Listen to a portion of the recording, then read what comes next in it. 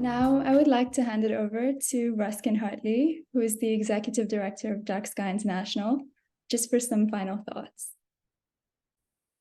Well, thank you, Samyukta, for helping close us out. And thank you, Babek, for sharing your inspiring images and words. It was one of my great pleasures over the summer to actually be out on that lake with you and hear the loons in person under a dark sky. So thank you for sharing your work. And I'm really excited for you to extend your work beyond capturing incredible images of the Milky Way to capturing the impact that the night sky and light pollution is having on the natural world, life, the wildlife. I'm really excited to follow this project. In closing us out, I wanted to share a few thank yous. And first, Betty, Marif, and Michael, if you can help highlight all the staff who've been working so hard behind the scenes to put on this remarkable conference. I am so honored to work with all of you. We are a small and mighty team, and I think we put on one of the best virtual conferences out there. So Betty Meyer is really the point person in charge of all of this, but she could not do it without everyone else, without Amber and Michael and Drew, and who else do we have here with us? And Brian and Melissa, and so give everyone a big wave. And Alison, we have been up for the last 24 hours to pull this together for you, and it is our honor. I'm already looking forward to next year after we have a little bit of sleep. So thank you, thank you, thank you. And Roy, you joined us recently as well. So it's just wonderful and honor to work with all of you. Give everyone a wave. Thank you. It's an honor. And I wanted to share a little bit about just a couple thoughts about what's coming up. I mean, it has been really inspiring to hear all of the stories from around the world. When we started this conference 4 years ago, we wanted to accomplish a couple things. We wanted to inspire people with stories from the field, to hear from as many different countries as we have. And we have done that this year. We've heard, I think, from people from 20 countries around the world. And we wanted to develop engagement workshops to give you tools and resources that you can take forward in your advocacy. That's why we had a workshop about astrotourism, because that's really a critical part of valuing dark skies. It's why we heard from the team around what a better lighting practice is. And it's why we pulled together a policy panel to sort of, okay, how do you take this work forward? I think the policy panel ended last, and really it's policy that we want to put at the center of this work going forward. And I think one of the takeaways from the end of that one is pick up the phone and make the call, take the steps that you can at home, but then involve your neighbors and pick up the phone and get your elected officials on the phone, get them involved in this, tell them why this is important to you, connect it to the values of your community. Our commitment is to help you provide better support in that effort as well. Brian Liebel has joined us to help develop our Responsible Outdoor Light at Night education program, so we can give you the tools and resources for you to be effective advocates, both for what is the impact of light pollution, but critically, what are the solutions out there. That's why we're going to be developing application guidance. If you need to light your roadway, how do you do it from a dark sky perspective, from a more responsible perspective? We have guidance, for instance, for sports fields. We want to build on that to provide other guidance for other common lighting situations out there, so that we can provide that guidance and so that people can also be recognized when they go above and beyond. And we're also committed to really focusing and leaning into this area of kind of policy and collaboration.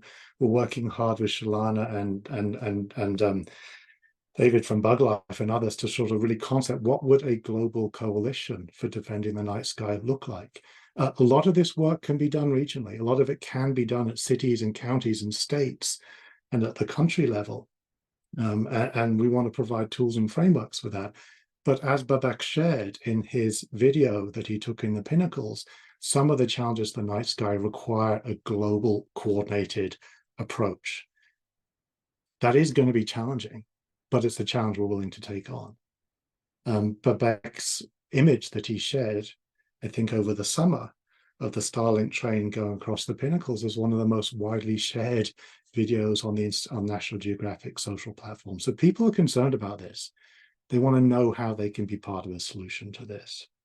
I wanted just to highlight a couple stories that really jumped out to me.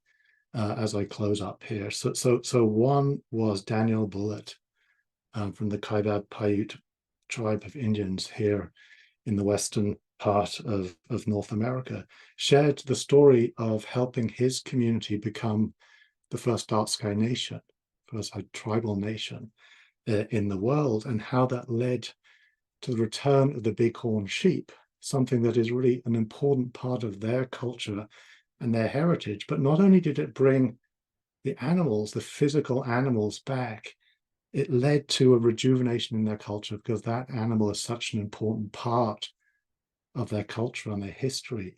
And it has led to the sort of reclaiming some of that heritage. And it just brought it full circle, how reclaiming the night sky is such an important part of both our environmental heritage and our shared cultural heritage.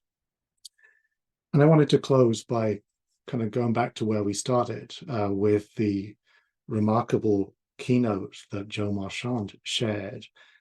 And I'll close by sort of paraphrasing some of the words that she shared with us. She said, the stars matter.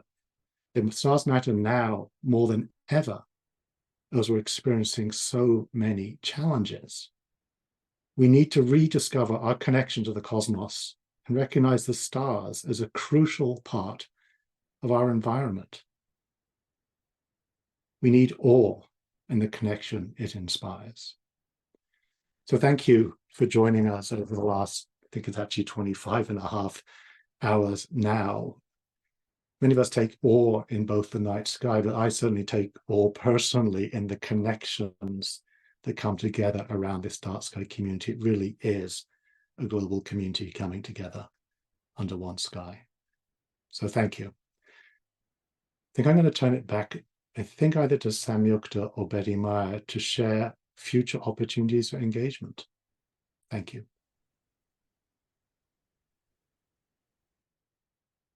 Thank you so much, Ruskin, for wrapping up this amazing 25-and-a-half-hour journey. And also thank you to the DarkSky team, for the staff, for working so hard to make this conference accessible from everywhere in the world.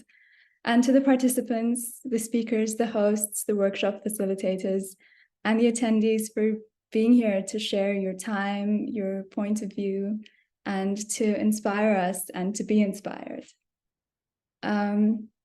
While this is the end of the conference, it's certainly not the end. There's so much more on the horizon. The next thing we have coming up in 2024 is International Dark Sky Week. This will be between April 2nd and 8th. And we hope that you can use the momentum, the inspiration, and the connections that you've made at this conference to start planning the events that you can do to commemorate International Dark Sky Week next year. Our next Under One Sky conference will be between November 8th and 9th. And we hope to see and hear from even more of you by then. And we can't wait to see the progress that we'll all have made in the dark sky movement by then. There are also some ways for you to get involved immediately and harness this momentum that we've all built up over the last day. You can join our newsletter, where we'll send you news and updates regularly about dark skies. You're also welcome to join our advocate network. This is a global community of volunteer advocates who are uniting to protect the dark. It's a big fight, but you don't have to do it alone. And being part of this network provides you with a lot of support and information, and it can really help to keep you going when things get tough. You can also sign up to be a member of DarkSky International. Your donation supports DarkSky in many ways, and you also get access to a lot of membership perks, including the monthly Nightscape magazine, which is a really beautiful publication. We also encourage you to swing by the DarkSky store to pick up some merchandise. We have t-shirts, cups, and caps, and lots of things with our beautiful new logo. And we also have some special conference t-shirts, so head on over there. And if you're a member, you get a discount at the store, so that's another reason to sign up. There's also a survey, an event survey should be available to you now. And if you fill out this survey fully, you'll be entered to win one of our beautiful Under One Sky t-shirts. So we encourage you to fill that out as soon as you can. And once again, a big thank you to all of you. Let's continue to learn, to connect, to explore new horizons, all under one sky. Thank you so much. Bye.